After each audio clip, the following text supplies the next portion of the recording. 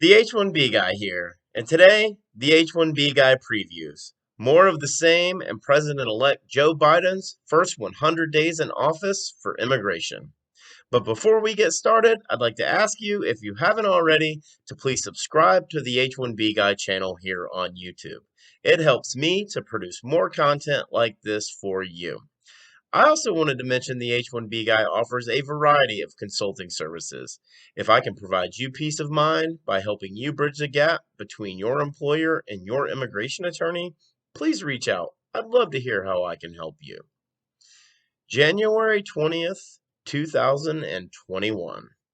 A day that I'm going to be talking about a lot more here on this channel, leading up to the inauguration of the 46th President of the United States of America. The success of many former presidents can be traced back to their first 100 days in office. I've discussed President-elect Joe Biden's policies on immigration multiple times, including the H-1B Guy discusses presidential nominee Joe Biden's immigration policies. The H-1B Guy discusses more on President-elect Joe Biden's immigration policies. The H1B Guy news for the week ending November 13th, 2020, and on the H1B Guy debates, which presidential candidate will have the greater impact on the H1B.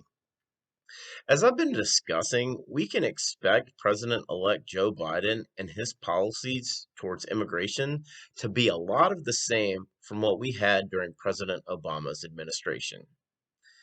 In an article written by Sam Harnett for KQED titled, "Will Biden Follow in Obama's Footsteps with H-1B Visa?"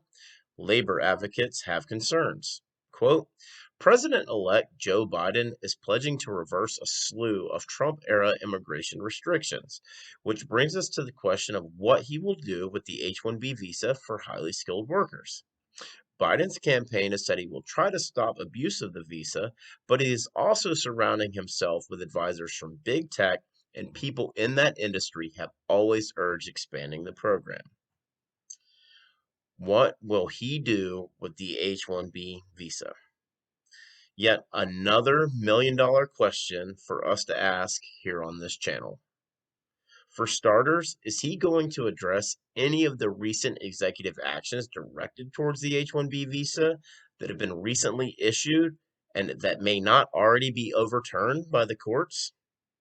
Back to the article. Quote, over the years, there have been numerous examples of U.S. workers being fired and having their jobs given to people from contracting firms that rely on H-1B visas. The second major issue labor advocates have with this visa is how it is used to mistreat foreign workers.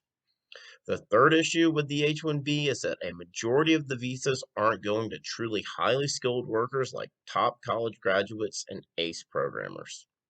For 3 decades, politicians have tried and failed to address these three issues.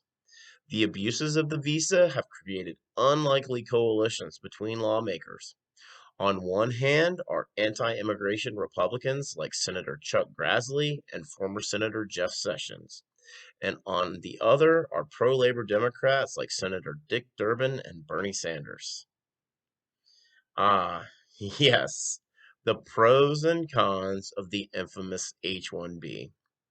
There's no denying these allegations, but why would we want more of the same? One pro, of course, is that it has created some very interesting bipartisan bedfellows. That tells me that there is still hope for mutually beneficial reform. Back to the article. Quote, after Obama failed to close loopholes in the H-1B program, Trump made reform of the visa a big talking point, and the issue became wrapped up in racist, anti-immigrant rhetoric of his administration. But in the 4 years, the administration did not succeed in getting any major reform legislation passed. That brings us to Biden. Labor advocates worry that he, like Obama, will be heavily influenced by tech executives and venture capitalists who donated tens of millions to his campaign and are informally advising him. Any lasting change would require legislation, which would mean getting a majority of members in the House and Senate on board. H-1B reform has had bipartisan support in the past, but today's political climate is far more polarized. Without support for a bill, a lasting overhaul of the H-1B visa program will probably remain in limbo, where it has been for almost 3 decades. Labor advocates need not worry if or when. This is already happening, and we can continue to expect a lot more of the same going forward. Big tech will continue to shape our employment based immigration system, whether we like it or not. Which brings us to another article that I wanted to cover, written by Morgan Chalfant for The Hill, titled Immigration Executive Action Top Biden Preview for His First 100 Days. Quote, President-elect Joe Biden said Tuesday that he planned to use his first 100 days in office to take action on an immigration bill, roll back President Trump's executive orders on the environment, and send assistance to state and local governments. I made a commitment in the first 100 days. I will send an immigration bill to the United States Senate with a pathway to citizenship for over 11 million undocumented people in America, Biden continued. Such an immigration reform measure appears unlikely to pass the Senate if it remains under Republican control. The two Senate runoffs in Georgia taking place in January will decide the control of the Senate. A question that we've already asked on this channel before, but did anyone know what was glaringly missing? Yes, that's correct. There was no mention of the H-1B, employment-based preferences, or the green card backlog. As I've been saying, I don't expect anything to happen on the H-1B visa, country caps for employment-based preferences, or the green card backlog until May or June at the earliest. And that would be through legislation, working with Congress, and not executive action. 100 days in office brings us to April 30th, 2021. Right now, I'm expecting a lot more of the same. A focus on undocumented and illegal immigrants via executive action and possibly legislation. Rescinding one or two of President Trump's executive actions targeting the H-1B visa if necessary. Little to no action concerning the green card backlog and country caps for employment based preferences until May or June 2021 at the earliest. What do you think?